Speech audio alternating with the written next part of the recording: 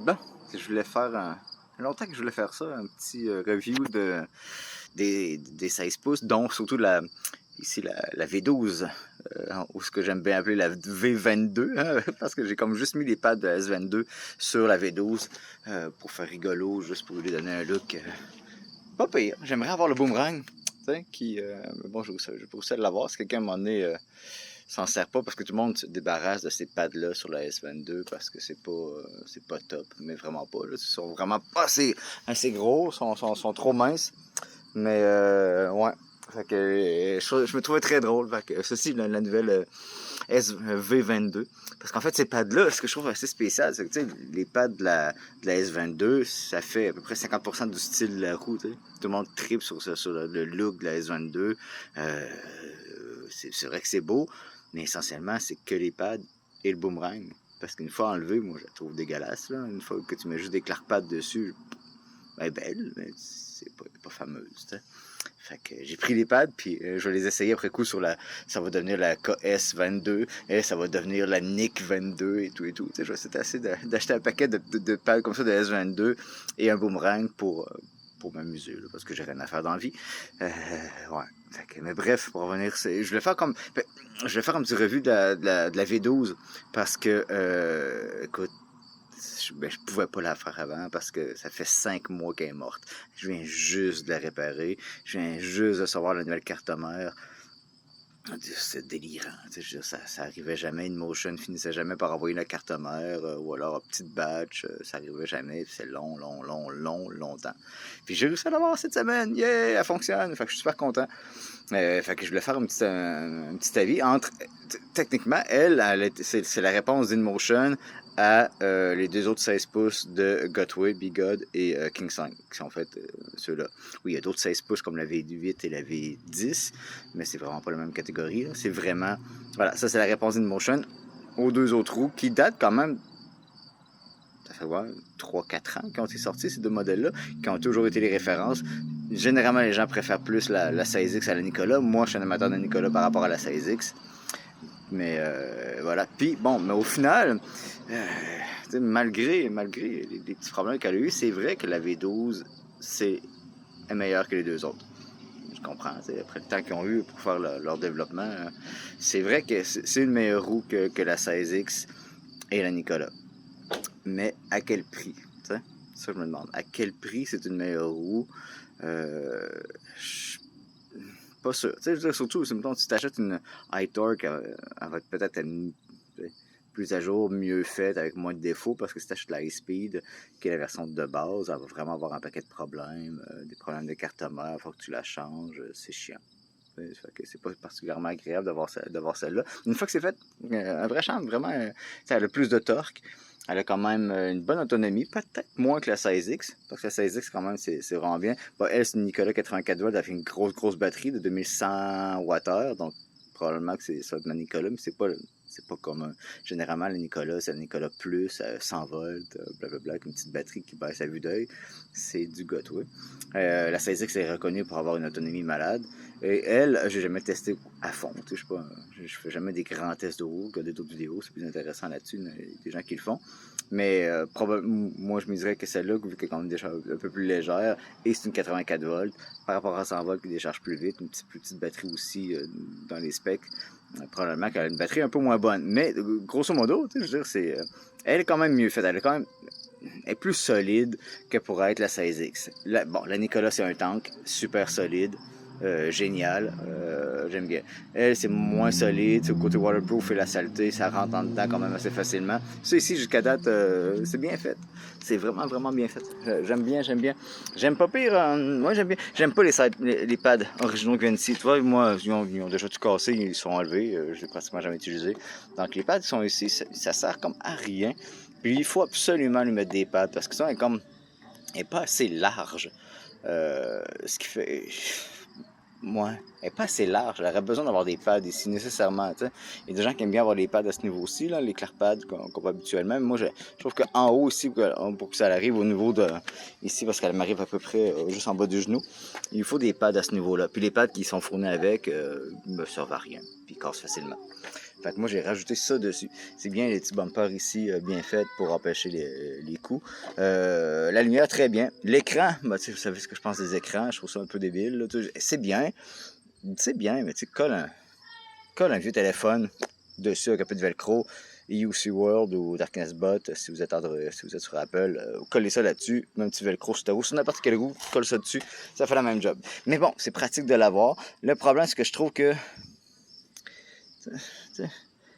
tu vas accéder aux settings, c'est délicat, puis des fois tu vas aller plus bas, c'est pratique, c'est vraiment bien, mais tu sais, des fois tu vas plus bas, puis là, hop, puis t'accroches ça, hop, là, faut que tu le remontes, c'est plate un peu d'avoir à faire ça, mais c'est pratique d'avoir ça, tu sais, il y a quand même toutes les options là-dessus, c'est cool. Il est petit, un peu placé, faut vraiment que tu te penches pour regarder quand tu roules, correct, tu sais, je veux dire, c'est mieux que rien, mais est-ce que ça justifie le prix?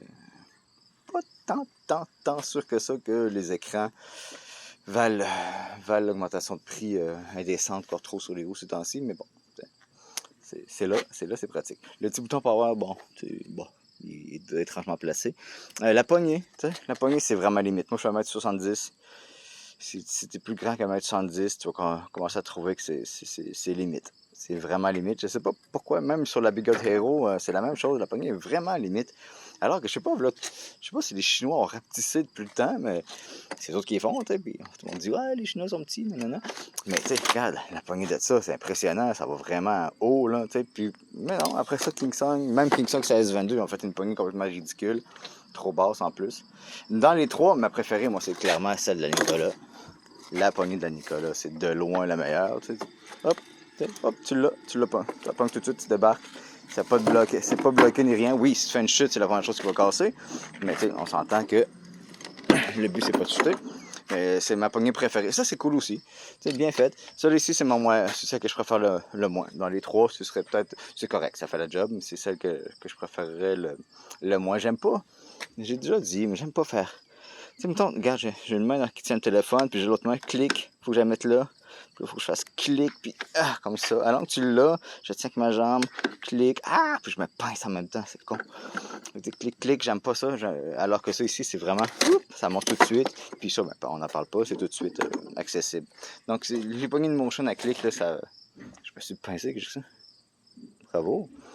Fait que, ouais, c'est pas ma poignée préférée. Mais sinon, génial. Le stand, bon, c'est mieux que rien. Tu sais, c'est mieux que rien, mais moi, encore une fois, j'aime pas ces stands. Il faut que tu descendes à chaque fois. Tu l'oublies quand tu pars, puis tu oublies quand tu arrives, là, faut que tu descendes. Ça se descend pas avec le pied. Le pied glisse à côté. Il faut que tu le fasses avec ta main. Puis quand tu le mets de même, qu'est-ce qui est con? Ça, c'est bête. Là, comme ça, tu veux l'éteindre. C'est bien, tu la mets comme ça. Mais des fois, ça peut arriver, des fois, elle roule encore un peu, là, puis elle accroche, puis elle va glisser, le stand va glisser, et puis la roue va tomber. C'est mal fait. C'est pas très intéressant. J'aimerais les stands un peu comme la Hero ou la Z10. Les stands que la Z10 avait fait il y a 5-6 ans de ça. T'sais, le stand intégré, tu as juste à coucher la roue. Un peu comme la S22. Tu la couches, le stand est déjà là, tu n'as pas besoin de gosser avec. Un vrai charme. Ouais. Ensuite, le garde-boue de la V11 High Speed. Le Light Torque n'est pas fait pareil, il a l'air plus large, mais ça, c'est de la pure cochonnerie. C'est épouvantable. Tu as le dos complètement beurré jusqu'au haut des cheveux, debout. C'est épouvantable. Il faut vraiment changer ça. Alors que celui-là est très très bien. Puis celui de la Nicolas, il n'y en a même pas. Il n'y a même pas de garde-boue sur la Nicolas, puis tu ne seras jamais beurré. Peut-être à cause que la coque est vraiment basse. Très haute. J'ai beaucoup aimé cette roue-là. Vraiment, là. J'adore la Nicolas. C'est pour moi, je la trouve parfaite par rapport à la V11. Sinon, bon, je veux dire, c'est côté vitesse, oui, c'est une 100 volts. La Nicolas aussi, tu peux l'avoir en version 100 volts pour aller très très vite. Ça a la possibilité d'aller au-dessus de 50, mais tu sais, c'est une 16 pouces. Puis moi, déjà, je suis pas un amateur de vitesse. Ça me fait toujours rire de voir les gens qui veulent rouler à 140 sur une roue. Ouais, je veux une roue qui monte à 85. Ça me dépasse. Ça me dépasse. Les gens qui disent moi, je veux que ça roule au moins au-dessus de 50. Une roue qui va à moins de 50, j'aurai pas de fun. Ça doit être des gens dans un party assez épouvantable. Moi, il faut que je me cale à 10 litres de vodka, sinon j'aurai pas de plaisir dans ce party-là. Ça me dépasse. Ça dépend. Là, il y a du plaisir à avoir sur une roue, qui est pas fait, c'est des 16 pouces, c'est des roues de 16 pouces, c'est pas des pneus de char, c'est pas... c'est des 16 pouces. Une 16 pouces, tu vas sentir. Puis il n'y a aucune suspension sur une des trois, là. C'est-à-dire que je te dis que tu pognes une bosse, une racine ou un trou sur une 16 pouces, tu fais à 40 km/h ou 45 ou 50, j'imagine pas, à 65, tu fais un méchant saut. Tu fais un saut, puis ça m'est dangereux. Alors que, tu sais, si mettons tu moto au-dessus de 50, pogne au moins 18 pouces, c'est pas une 20 ou 22 pouces. Il existe des modèles pour ça.